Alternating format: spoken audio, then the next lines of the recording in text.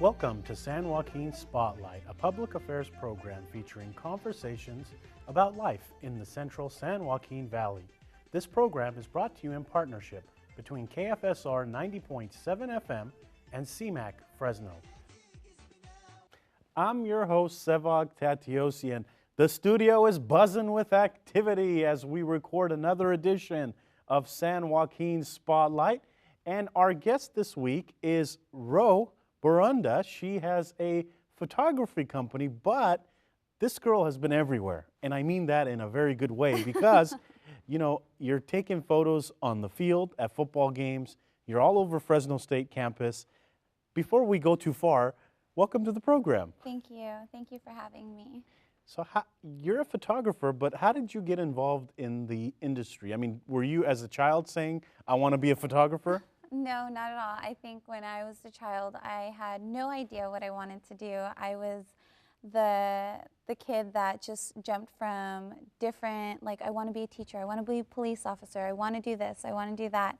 So, however, my mother, she was very big into photography. She loved taking photos of us, and she never made it a career, but she did it for our family, and never did I ever think that I was going to get into photography. I was deciding on art as a major, and as well as mass communications and journalism. What had ended up happening was I worked for KFSR 90.7. Yeah, and you know, this is airing on KFSR 90.7, so you know, you're one of the team over there. Talk about what you did there. Yeah, well, I first started out as a volunteer where I just worked in the office, and it turned into being a radio personality, which I received the name DJ Roski with my specialty show called The Rotisserie. And so what I ended up doing was I was working as a volunteer and then became an intern. And with that internship, I had the opportunity to photograph a music event with Redwire Productions, and they do music event coordinating and so forth. And what they did was they had me on board, and I took photos with them at a Poor Man's Poison group show in Hanford at the Fox Theater. And from there, it was an amazing... Isn't it amazing how life works? I mean, you intern at a radio station. Next thing you know, you're taking photographs, and then we're going to talk about some pretty cool things that you're doing. USA Today, you know, the big newspaper out there that, you know, a lot of the hotel rooms get, a lot of people get in this country. You're affiliated. How? Well, I received a job opportunity with USA Today Sports, and I do their photo editing for their sports images with the opportunity of doing freelance work as well for photography. So the first thing we're going to show is your work on the field at a football game with a very popular football player. So if I can get the director to show that video. Who is this? Tell us about this. That is Colin Kaepernick, of course. Yes, I was working with a USA Today photographer and mentor of mine named Kerry Edmondson. He had 2-time Sports Illustrated covers. And so this was actually linked in with the Collegian. So what I did was I was working for the Collegian. I asked to go shadow Kerry Edmondson, a USA Today sports photographer, as well as a Fresno State staffed photographer. And I was able to just, I was there supposed to be taking pictures of him, but what ended up happening was I just ended up taking pictures of Colin Kaepernick. It was just such a big opportunity to do so much more than... So when you're taking this picture, I have friends that take about 100 snapshots and then they pick the best one. Then I have friends that wait for that perfect one and they just press the button and they get that picture. So what is your style? And to get that picture, what did you do? You know what, well, I started off taking 1,000 photos, just taking as many photos as I could. And, but now learning the process and loving football too. I'm a big football fan, so you know when to anticipate a good, you know when they're going to be running a good play or not. And with that, I just really, on that particular photo, I just waited for a good action, like aggressive, emotional face that he was giving during that game, and I got that. So. But the crowd noise, I mean, the thing is, I don't think people in the audience realize, unless they've been at a game or on the turf, that it is loud. There's a bunch of people yelling and screaming. I mean, how did you concentrate to get that? I mean, were you hearing the crowd at all? You know what? No, you're just, it's real interesting when it comes down to you're focused on who has the ball. Just that. And I feel like that's almost like a football player. You're just focused on where the ball's going. You're not worried about the score. You're not worried about, although you should be thinking of those things, but you're not worried about those in particularly. You're just trying to find the ball and a great shot. So. You know, some people will say with technology, everybody has a camera, everybody's a photographer, but you're actually making a living doing it. So it is possible to make money and do this still. Absolutely. I feel like this was the first year, January 2014 was the first year that I stopped all my other jobs and focused in on rotography as a strict business of photography. And it's been working out great so far. The Chamber, Fresno Chamber of Commerce, we can't let you continue without talking about the honor you got. Talk about that. I was the Greater Fresno Chamber of Commerce Collegiate Entrepreneur of the Year of 2014. Congratulations. And you know, you and I, we run into each other all the time on campus, out of campus, and I never hear you say I, or I did this, or me, but today I'm going to give you that opportunity. You're a very humble person, but today I want to hear it all. So you got this award. Yes, I did receive this award, and it was amazing. I never thought I would be in that position to say that I own my own company. I mean, I grew up in the southeast side of Fresno where, you know, it was just, you know, very hard living in that side of town. And, you know, I grew up with always needing to have a great stable job behind me. And when I received this award, I felt like sky was the limit. I mean, wasn't the limit at all. Well, and what was cool is the Bee had a picture of you taking the award, and you're taking a picture of the audience. Talk about that shot. Yeah, well, I wanted to capture that moment, because I'm sure everyone would have captured that moment, taking photographs like the Bee did, but what I really wanted to do was have my own memory's sake, and I didn't have my big camera to do that, so I made sure I had used my iPhone to capture everyone that was there to see me gain that award. You know, you've done, in a short amount of time, you've done a lot of things that people spend a lifetime doing, but I want you to talk about your work ethic, because I'm telling you, it'll be nights when I see you on campus. Yeah. You're at the Collegian Place, you're at KFSR. I mean, talk about work ethic a little bit, because I don't think people understand that unless you work hard, it's tough to do these things that you're doing. Yes, I mean, I took advantage of the opportunity to talk with people. And I think that's one thing I will say I pride myself on, is I take a minute to say hello and meet somebody. You do, for the record, you do, because sometimes we'll be crossing paths and I'll be in my zone and you'll say, hey, Sevag, and you know, and I appreciate that. Yeah, thank you. Well, and I think that that's very important, because everyone has a story, and I'm sure you know that from your show itself, but everyone has a story, and if you just take a minute or two to find out, you may not know where you would be after that. So it was a matter of me saying hello to Carrie Edmondson, again, the Fresno State staff photographer, and now it turned into a mentorship where I can ask him questions, and he has his experiences that I can learn from. And it's definitely hard work, but it's all about prioritizing, organizing, and say, hey, you know what, I'm still young. I might as well just say yes to this and do it.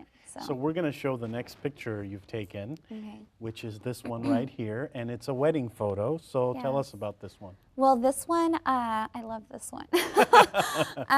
This particular photo, it was a wedding. I do that on the side, but that's not my specialty. That's not what I get into, but I do it because it gives a little bit of solace. But I just love capturing those candid moments. Again, it's what I love doing. It makes the picture.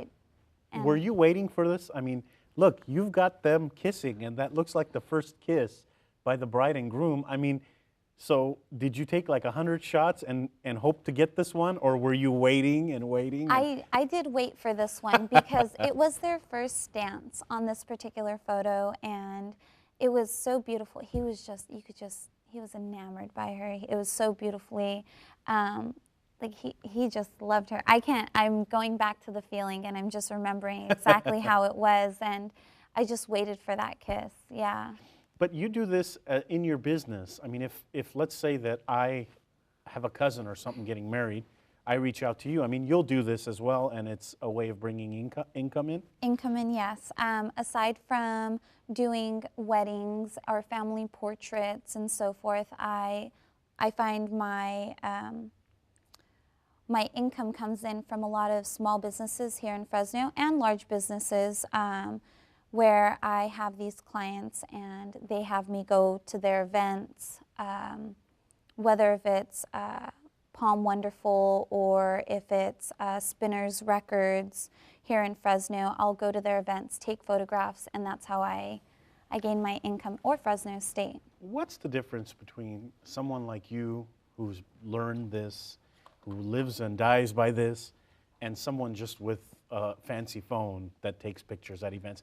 Is there a big difference? Because and the reason I ask the question is some people say, oh no, there's no difference, I'll take the pictures myself. And then the other people say, no, the photographers have an eye for this. Yes, well, I believe that, and some people beg to differ. I do believe that there are a lot of people that have the iPhones, that have the small little $100 cameras, or that they have the big expensive cameras. And with that, I just feel like it's all about composition. And that's my opinion. If you have an eye for composition, you can do it. Like, you have so many what they call iPhone photographers out there, but if the composition's great and it's appealing to the eye, why isn't it a great photograph? So, how do you get that? I mean, what can someone do to get good at taking pictures? Do they have to be patient? I mean, talk about that a little bit, because it's not as easy as it looks. No, it's definitely not. You go through, well, we don't use film as much anymore, but you go through tons of photographs in order to find the right one. And I feel that in order to get a great photo, or to find those compositions, if you will, I feel that it's all about looking at other people's photography, keeping yourself aware of those kinds of things, if you like sports photography, look at the sports page or look at sports galleries. If you're into weddings, look at wedding photography. I mean, you'll learn what is enjoyable and what's not, and then the fundamentals and the technical stuff will come all within experience. So when we were off air, we were talking a little bit, and one of the things you want to do is, after a mother has a child, you want to take some pictures. Now, why would you, some people will say, why does she want to do that? But you have a good reason. Tell us. Yes. Well, I feel that moments after you have the baby, whether if it's hours, whether if it's a couple of hours, I feel that the moment that woman has her child and sees it in her arms, I mean, it's a shocking moment. It's not set in yet. I mean, this baby, I shouldn't say this thing, but this child is yours, you know, and the look on the face. And I remember I was there to help my sister-in-law with her birth of her second child, and it's a look that you'll get after the first day or the second day or maybe even the third day, but the moments right after are so beautiful, and I just want to be able to capture that for a woman. so she can get that look on her, or she can remember that. And it's her future's memories, you know? Before we go to the next picture, I want to ask this question. How do you make sure you're not in the event? I mean, you know, you go to events and you take a lot of pictures. How do you make sure you don't become in the crowd? I mean, you kind of have to be a little sneaky in your role. Yes, and there have been several times where I have definitely ruined that for other photographers, let me tell you.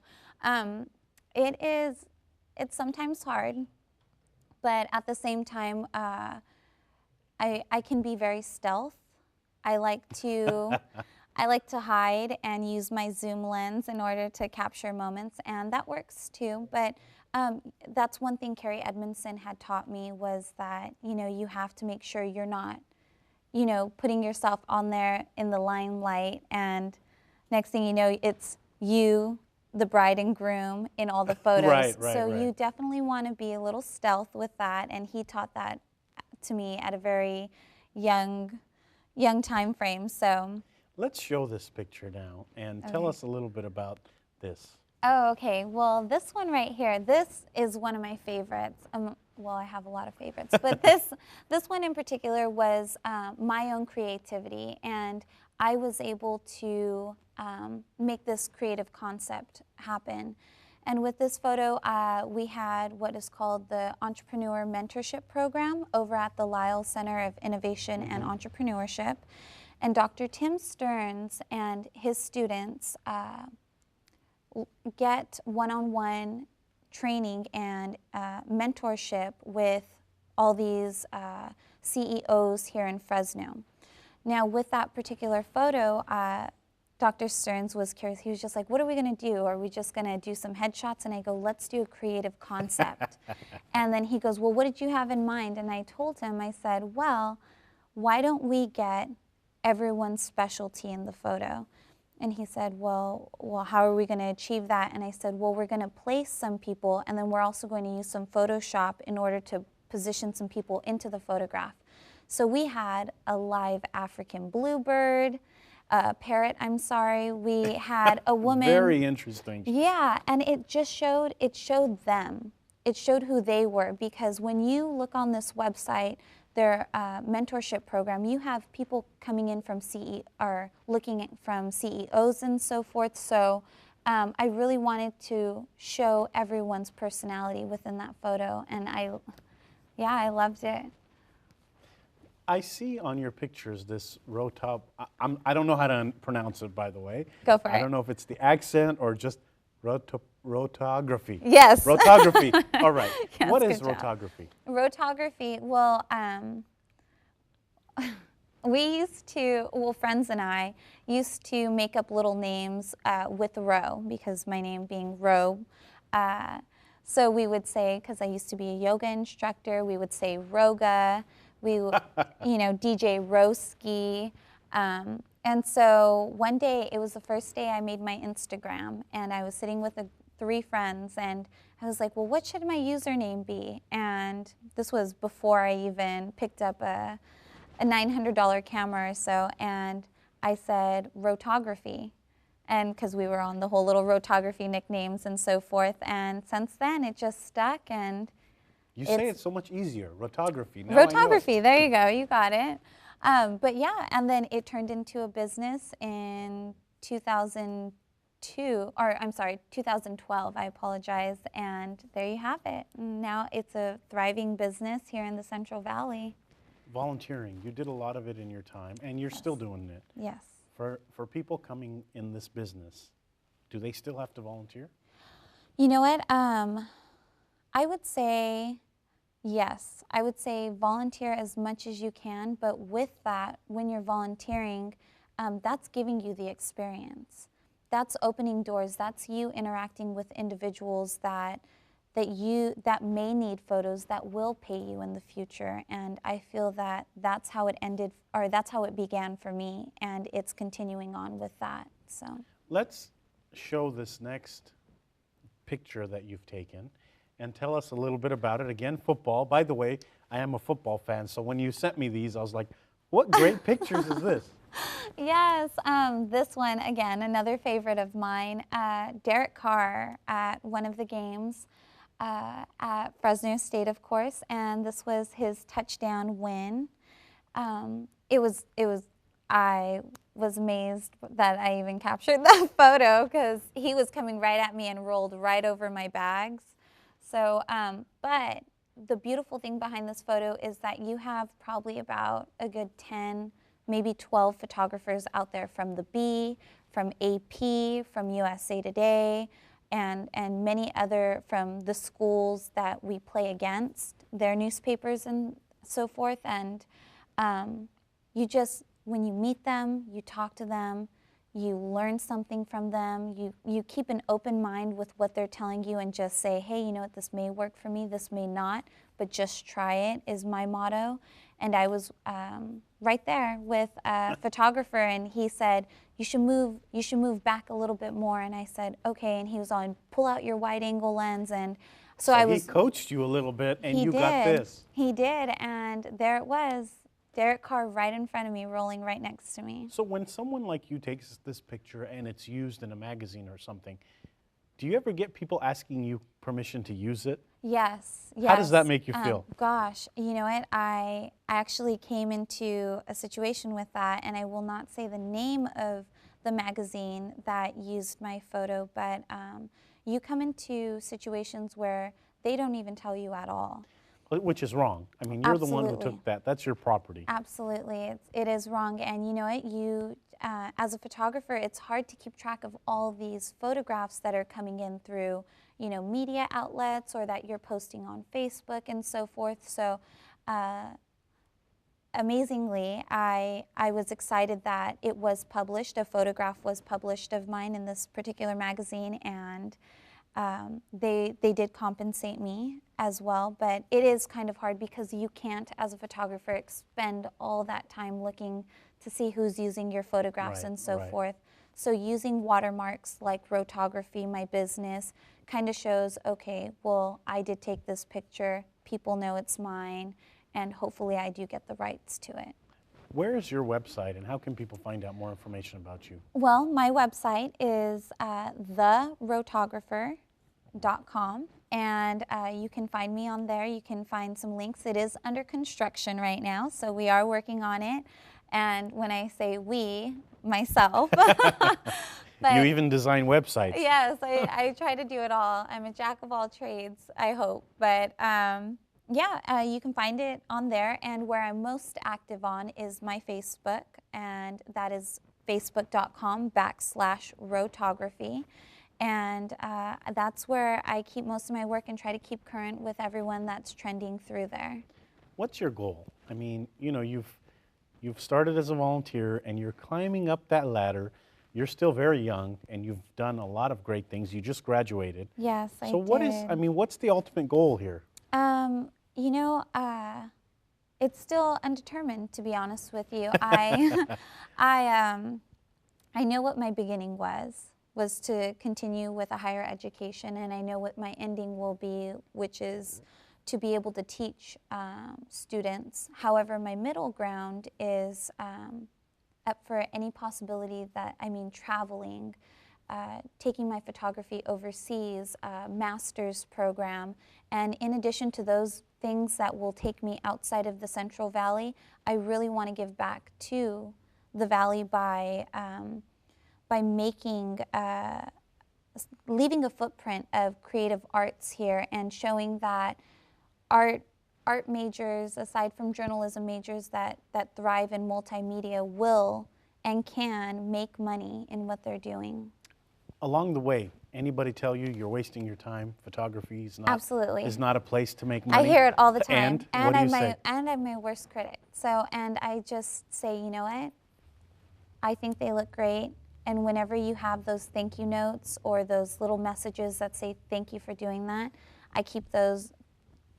I keep those with Scotch tape right underneath my desk so I can pull one out whenever I feel that anxiety or that worry that I'm not doing a good job, and re-look at those and say, you know what, I am doing a good job. You know what I've noticed about you is, in this interview, is you kind of coach or you motivate yourself. I mean, whereas others will look at other people, it's within from you. Yeah. How important is that? That's very important because I do have that I mean, I did start with that, and you know, a lot of the time I only had myself. For a good majority, I was very independent. I left Fresno at the age of 19, and I really pushed myself to try it on my own and be independent. And you can't rely on other people for your failures or your successes, but you can always thank them for being a part of it. But there's no excuses. We hear all the time that someone has sold a photo for $100,000. You know, we just saw a popular rapper get hit or come into contact with his sister-in-law, and that sold for $250,000. Yeah. People pay a lot of money for these things. Yes, they do, definitely. And you know what? And it's about how great you can do those things, and don't sell yourself short. Because you can always price up and negotiate down, but you can never go from negotiating down all the way up. So. And is this this is obviously not an 8-to-5 job for you? No, surprisingly, thank goodness it isn't. No, it's not, but it's actually, my work with my camera in my hand are probably on the weekends, but I'm constantly making connections, staying active through social media, and also really making sure I'm connecting with those clients, even if it's just to say hello. So any client, you have the opportunity. Which client do you want? Oh goodness, if I had the chance. The magic wand. I know. I would love to start working with magazines. And just really doing some side projects and even doing some fashion photography, challenging myself in that avenue, because that is something new. I have a photojournalistic background, and which I love tremendously, but I would like to challenge myself in a different set of photography with lighting and so forth. We are running out of time this week on the program, but again, tell people your website and how they can get in touch with you. You can get in touch with me at www.therotographer.com, and you can also find me on Facebook at facebook.com/Rotography. Thank you so much for coming this week and Thank you for educating having us me. about this photography and all that great stuff you've been doing. Thank you so much. I have pleasure. That's all for this edition of San Joaquin Spotlight. Thank you to the volunteer crew that made this and every production possible. Thank you to our guest, Roe Borunda. Thank you. Thank you to our audience members listening to us on KFSR 90.7 FM or watching us on CMAC, Comcast, and AT&T. That's all for this edition. Next week, we'll have a new edition.